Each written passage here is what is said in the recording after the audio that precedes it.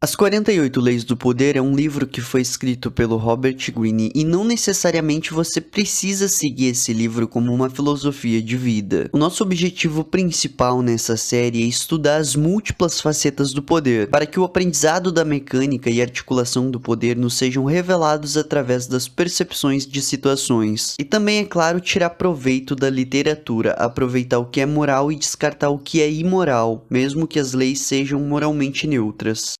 Eu sou Thiago Krasiewski e essa é a primeira parte da sexta lei do poder, que é chame atenção a qualquer custo. Nesse vídeo tu vai entender por que deve cercar o teu nome de escândalo e sensacionalismo. É evidente que eu não tô falando sobre escândalos como bater em um mendigo ou pendurar um bebê na janela do quarto andar de um prédio. Pra quem não sabe, em 2002 Michael Jackson fez exatamente isso, pendurou uma criança e deixou o mundo inteiro perplexo. E claro, também não se trata do escândalo que o Justin Bieber fez ao cuspir nos fãs. A gente precisa de escândalos mais voltados ao sensacionalismo. O sensacionalismo é a arte de causar impacto, de chocar a opinião pública. É claro que tu não precisa ser igual o Rasputin em pleno século XXI para ser sensacionalista, mas pode aprender algumas coisas com ele. Eu não sei se tu já ouviu falar no Rasputin, tá? Mas o pouco que eu estudei sobre ele já me deixou completamente impressionado. Eu vou resumir o Rasputin em poucas palavras pra ti. Ele foi um bruxo barra místico que ganhou fama de ser quase imortal no início do século XX. Além disso, ele conseguiu exercer grande influência no governo russo da época. É até engraçado porque o Rasputin ele afirmava que conseguia livrar as mulheres dos pecados delas se elas passassem a noite com ele. De acordo com ele, esse ato ia auxiliar elas a chegarem na graça divina. E com essa promessa, o Rasputin ganhou uma série de seguidoras fiéis ao longo de sua vida.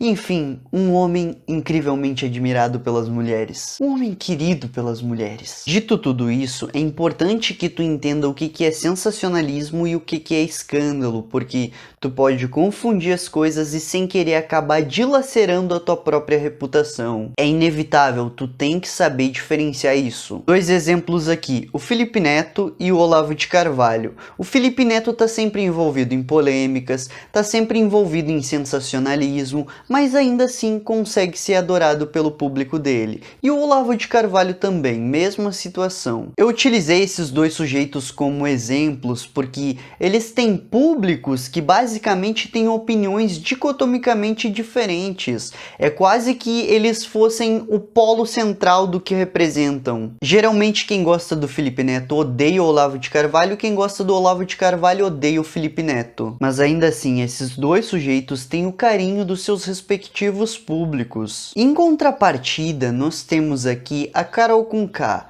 A Carol Conká também tem as mesmas qualidades entre aspas, tá? Que o Felipe Neto e o Olavo de Carvalho. Só que ela não conseguiu seguir o mesmo caminho que esses dois sujeitos. Antes de continuar, eu só queria dizer que tu deveria ler os 300 conselhos para ser inabalável, link na descrição. E claro, como nada é impossível, talvez tu tenha sem querer se esquecido de se inscrever aqui no canal e deixar o like nesse vídeo, então corrige esse erro. A Carol Conká, não sei se tem uma ou duas pessoas hoje em dia que goste e acompanhe ela, porque ela demonstrou uma total inépcia de lidar com outros seres humanos dentro da casa do BBB. Só que observe uma coisa, a Carol Conká, ela conseguiu quebrar uma das regras do marketing, que é chame atenção a qualquer custo. A Carol Conká basicamente não chamou atenção para ela, tá? Ela chamou atenção para total inépcia de convivência com outros seres humanos que ela tem. A Carol Conká tomou um caminho totalmente diferente do que o Felipe Neto e o Olavo de Carvalho tomaram na carreira. O Felipe Neto e o Olavo de Carvalho são claramente blasonadores. Anota essa palavra, tá? Eu não sei se tu vai poder usar muito essa palavra no teu vocabulário, mas foi a palavra que eu encontrei que melhor definiu essa lei do poder. Blasonar significa expressar-se com orgulho ou vaidade em relação a algo, ou para chamar atenção sobre si, alardeando as qualidades e etc. Ou seja, um blasonador é aquele que chama ou atrai atenção para si fazendo alarde de qualidades, feitos, glórias e etc. Claro que na definição de blasonador entra coisas como mentiroso ou exagerar feitos sem ter realmente realizado aquilo que tá falando. Agora, eu não tô dizendo que o Felipe Neto e o Olavo de Carvalho são mentirosos, tá? Se algum dia eles mentiram ao longo da vida deles, da carreira deles, isso é problema deles, ok? Porém, que eles são exagerados, são sim. Não tem nem como defender ou alegar o oposto. E aqui, mesmo que tu ame ou odeie algum deles, eu quero que tu pense como um observador de fora, tá? Porque assim tu vai chegar à conclusão que tanto o Olavo quanto o Felipe são blasonadores, sim. Agora, em síntese, sobre tudo que eu disse, para te aplicar na tua vida, chame atenção para as tuas qualidades positivas ou até mesmo controversas. Só evidentemente não tente chamar atenção para as qualidades repulsivas que tu tem. E em sinergia, quando tu agir e conseguir realizar algo positivo, sempre aumente. Sempre fazer as coisas parecerem mais exageradas do que foram. Eu vou até te dar 2 exemplos aqui de como o Olavo de Carvalho e o Felipe Neto utilizam essa lei do poder. Primeiro, a gente sabe que nenhum intelectual é infalível, ok? Por mais que ele seja um gênio, ele pode acabar errando em algo banal. Um dia desses, o Leandro Carnal estava dando uma entrevista em um programa de televisão e surgiu uma questão sobre a escola sem partido, e ele errou. Ele cometeu um erro elementar ao comentar sobre a escola sem partido. Ele claramente não tinha as informações necessárias para comentar sobre. E logo após, o Olavo de Carvalho já fez um vídeo e lançou na mídia, dizendo que o Leandro Carnal era um picareta. Ou seja, ele exagerou o ocorrido. É evidente que um erro não faz ninguém um picareta, só que exagerar gera polêmica, e polêmica gera visualizações, e visualizações seguidores. Segundo exemplo, a gente sabe que a justiça formal erra muito. Para ser mais sincero, aqui no Brasil, para te vencer em um tribunal depende muito mais de bons advogados do que estar certo em si. E mesmo assim, após o Felipe Neto ganhar qualquer processo que seja, ele comemora publicamente. Eu não tô dizendo que o Felipe Neto não tenha razão, tá? Eu tô dizendo que, às vezes, a justiça condena um inocente e livra um bandido. Eu até tenho um dado interessante aqui para trazer na nossa conversa. Olha só, um estudo da Defensoria Pública de Fluminense demonstrou que,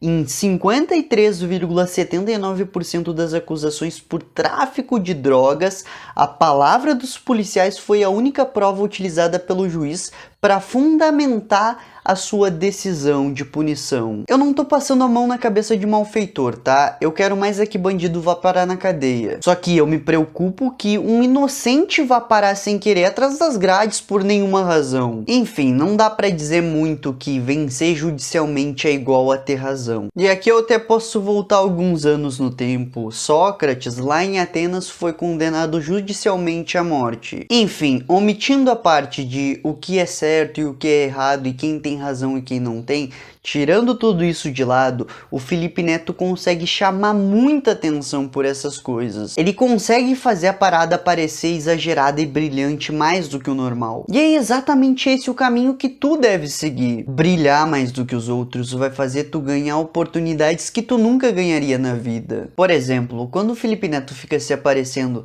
viram só, eu ganhei até na justiça. Além dele estar usando a justiça como prova social, ele está comunicando para todos os meios de comunicação que, se quiserem chamar ele para ir conversar sobre o ocorrido, ele vai ir. E por mais que isso possa gerar pessoas tendo um certo nojinho dele, atenção é atenção. Vamos supor que seja tu nessa mesma situação. Alguém nas ruas pode acabar falando com muito nojo sobre tu, tipo, ah, tu viu aquele fulaninho lá, ele ganhou o processo do outro. Só que essa fala pode se estender até pessoas que não te conheciam antes da polêmica do processo. E assim essas novas pessoas que vão te conhecer pela polêmica do processo podem acabar gostando do teu trabalho. Inclusive eu conheci o Felipe Neto exatamente por uma polêmica assim. Era época de carnaval e eu vi umas pessoas falando mal do Felipe Neto porque ele tinha falado mal do carnaval. Aí eu fui pesquisar quem era Felipe Neto, achei o vídeo dele lá e achei engraçado. Então veja bem, até uma notoriedade que a princípio parece negativa, acaba sendo positiva. Claro, desde que a notoriedade não seja nociva, né? Como a gente já comentou aqui. Eu vou te demonstrar o que eu disse de maneira mais simples ainda. As multidões, elas tendem a agir em conjunto, né? O famoso efeito manada, acho que todo mundo já conhece aqui. Se uma pessoa começa a falar mal de outra, outras pessoas pessoas começam a se juntar para falar mal dessa mesma pessoa. E aí, entre o espaço da pessoa começar a falar mal e começar a acompanhar integralmente essa pessoa que estão falando mal, é pequenininho. E depois que essas pessoas começarem a te acompanhar, basta que algumas poucas opiniões de você sejam parecidas que o pensamento delas muda. Olha lá o fulaninho do processo, ó, ele doa um monte de alimento para instituições de caridade. Talvez ele não seja tão mal assim. Daqui a pouco a pessoa foi te assistir só pra te odiar e acaba comprando os seus produtos. Então, às vezes, tu tem que fazer algo diferente ou até mesmo excêntrico pra atrair as multidões. Acho que o maior exemplo que a gente tem de excentricidade no Brasil é o Silvio Santos. O cara fala, olha o aviãozinho e marroi. Fora isso, ele tem um sotaque diferenciado, ele tem todo um jeito showman excêntrico. E isso inevitavelmente chama a atenção das pessoas. E uma vez que tu consegue conquistar a atenção das pessoas, essas pessoas tendem a passar mais tempo prestando atenção em ti. Eu sei que o que eu disse pareceu meio idiota, né? Mas se liga só. É muito mais fácil tu prestar atenção em alguém que tu gosta ou que tu odeia do que em alguém neutro. Exemplo, na Jovem Pan tem pessoas muito polêmicas, como por exemplo o Adrilles e o Marinho. E também tem o Emílio, que é o chefe do programa. Olha, eu juro que eu já tinha assistido várias vezes o programa e eu não sabia nem o nome do Emílio e nem que ele era chefe do programa. Sei lá, pra mim ele era totalmente irrelevante, sabe? E olha que eu não possuo afinidade alguma com o Adrilles, tá? Não é que ele me dê raiva, é só que eu não gosto dele. A título de contexto, eu tava assistindo algum corte feito desse programa em alguma rede social,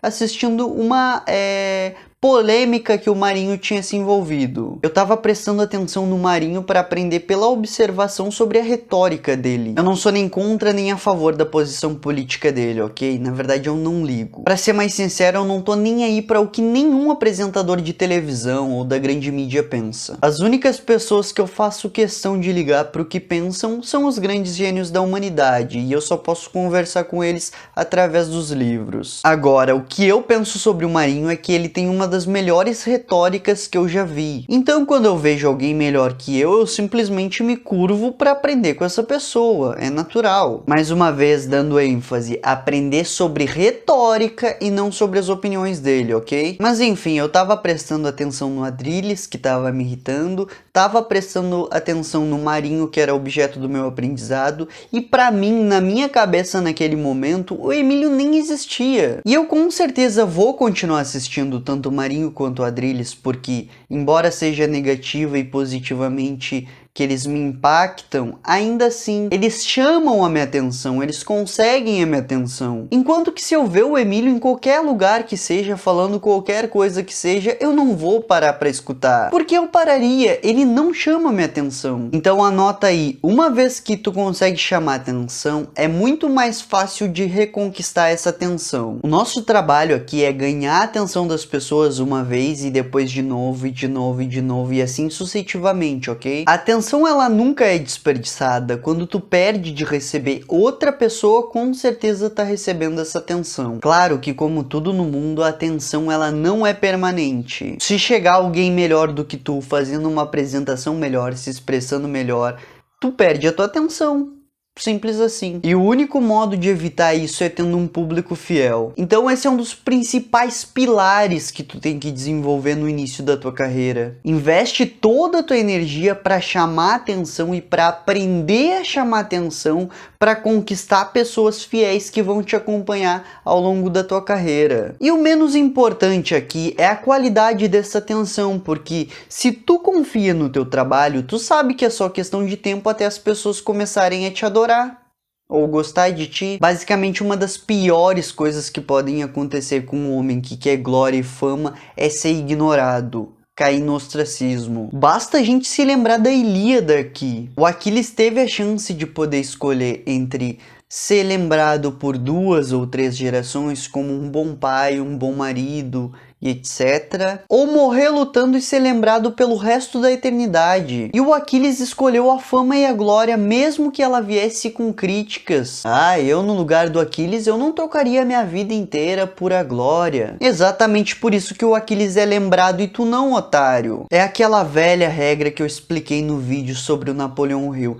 Nada no universo é grátis. Tudo tem que ser conquistado a partir da troca. Então quer glória e fama? Ok, então para de se importar com a qualidade da atenção que está recebendo das pessoas. É sempre bom ressaltar aqui que brilhar mais que os outros e chamar a atenção não é uma habilidade inata. Tu vai ter que se esforçar para aprender a fazer isso. Lembra que a gente já conversou sobre aprender a desenvolver uma reputação de qualidade? Então aqui entra uma habilidade adicional. Tu tem que associar o teu nome e a tua reputação a uma qualidade que te destaque dos outros. Pode ser um estilo de se vestir, pode ser um estilo na personalidade, pode ser qualquer coisa que as pessoas notem que os outros não fazem, algo que é característico e marcante de ti. Por exemplo, Silvio Santos, Marroi, olha o aviãozinho, quem quer dinheiro? Ou no meu caso, tu sabe que quando tu for assistir os meus vídeos, tu vai escutar 1 milhão de vezes tu. Eu sou do Rio Grande do Sul, esse é o meu jeito de falar, entendeu? E é até engraçado porque lá no início dos meus vídeos eu achava que eu tinha que esconder isso. Aí eu ficava falando muito você.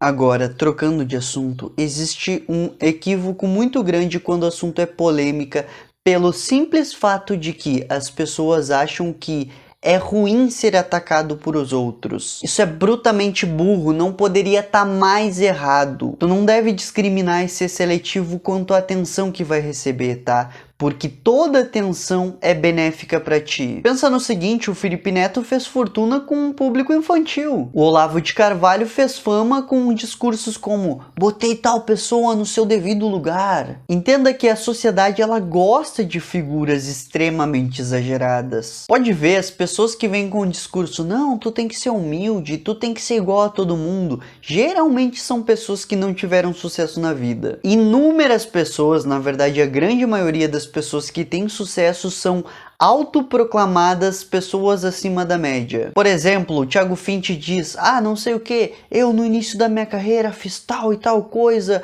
muito acima dos outros, só os bunda mole que não fazem isso se querem crescer de verdade. Ou seja, ele chama bunda mole sem hesitar. Já o Olavo de Carvalho diz que coloca os falsos intelectuais nos seus devidos lugares. O Conor McGregor se proclama melhor que os seus adversários mesmo antes das lutas. Sabe o que esses três caras têm em comum? Eles são polêmicos. Portanto, não tenha medo de ressaltar as qualidades que te fazem superior ou diferente dos outros. Essas qualidades podem servir para juntar multidões para te ouvir. É 1000 vezes melhor ser atacado e ser destacado do que ser alguém totalmente ignorado. E é evidente que todas as profissões obedecem a essa lei, tá? Todos os profissionais devem ser um pouco exibicionistas, ainda mais se tu se encontra em uma posição inferior. Um dos truques mais utilizados por pessoas como Olavo de Carvalho e Felipe Neto é atacar alguém mais visível momentaneamente. Às vezes tu não precisa atacar alguém que necessariamente tem mais público que tu, mas sim alguém que tem mais atenção em determinado momento que tu. Como por exemplo a já citada Carol Conká. Ela teve um tempo que teve mais atenção do que qualquer artista do Brasil. Então várias pessoas se aproveitaram desse momento de fragilidade da carreira da Carol Conká para atacar ela e ganharam atenção em cima dela. Inclusive o Robert Greene cita que essa é uma forma válida de oportunidade para chamar atenção. Só que ele nos adverte, não se deve fazer isso sempre, só raramente. Uma vez que tu conseguiu ficar em evidência, seja com esses ataques ou de outra forma, tu tem que se reinventar e encontrar outras formas de chamar atenção. Se tu ficar sempre tentando o mesmo método, pode acabar igual o Raya Santos. O Raya Santos é um cara que ficava arranjando briga o tempo inteiro com pessoas mais influentes que ele só para chamar atenção. E hoje em dia ninguém leva ele muito a sério. Então retorno à minha ideia central, tá? O jogo do poder requer criatividade para se reinventar. Gostou desse vídeo, brother? Não esquece de se inscrever aqui no canal. Deixa o teu like e confere o livro 300 Conselhos para Ser Inabalável. Fui!